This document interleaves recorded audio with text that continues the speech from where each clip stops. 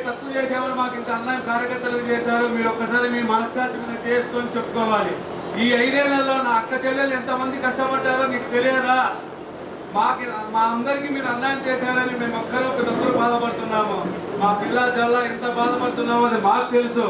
మీరు మాకు ఎక్కడ లేని శోభ కలిగిస్తున్నారు.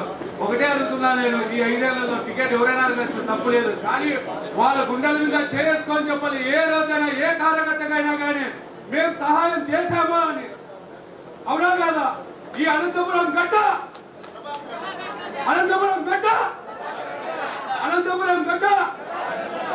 నేను ఈరోజు నిన్న పోతున్నప్పుడు ఒక విలేకరులు జనాలు పెట్టి అడుగుతున్నాడు, ఈ అనంతపురం తెలుగుదేశం పార్టీ ఎవరికి ఇస్తే బాగుంటుంది అని. వాళ్ళు ఒకటే అన్నారు. పాపం వాళ్ళకి నేను ఎవరు తెలుసు కదా, నేను వింటున్నాను వాళ్ళు ఏం చెప్తారేమో అని.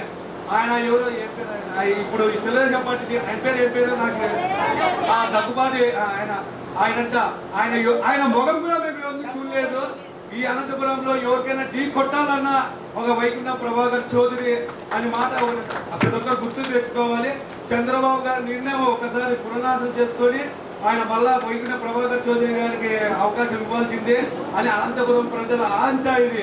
ఇది చంద్రబాబు నాయుడు గారు కంపల్సరీ దీని గురించి ఆలోచించి మన వైకుంఠ ప్రభాకర్ చౌదరి టికెట్ కేటాయిస్తే 50,000 మెజార్టీతో చంద్రబాబు నాయుడు గారికి బహుమతిగా ఈ సీట్ ఇస్తామని చెప్తున్నాను.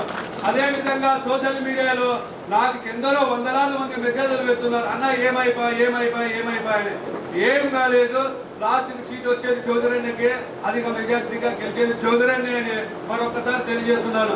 సోషల్ మీడియాలో వైఎస్ఆర్ వాళ్ళు చెప్తున్నారు, ఇంకా మనకి భయం లేదు, మనకి 60,000 మెజార్టీ 70,000 మెజార్టీ, సింహం రానంత వరకు మీరు ఎన్నైనా మాట్లాడతారు. వైకుంఠం ప్రభాకర్ చౌదరి అన్న సీట్ వస్తుంది. సీట్ వచ్చినాక మీ కుప్పగింతలన్నీ మామూలే, వాళ్ళు కొంచెం సంతోషపడి అని 2 రోజులు వాళ్ళకు కూడా అవకాశం కలిగించాలని నేను కూడా మౌనంగా ఉన్నాను. మా అక్కలకి చాలా మంది చాలా మంది కామెంట్లు పెడుతుంటారు, వాళ్ళందరూ రిప్లై ఇస్తున్నాము. అధిక మెజార్టీతో చౌదరి అన్నని గెలిపించుకునే బాధ్యత మాదే. అనంతపురం గడ్డ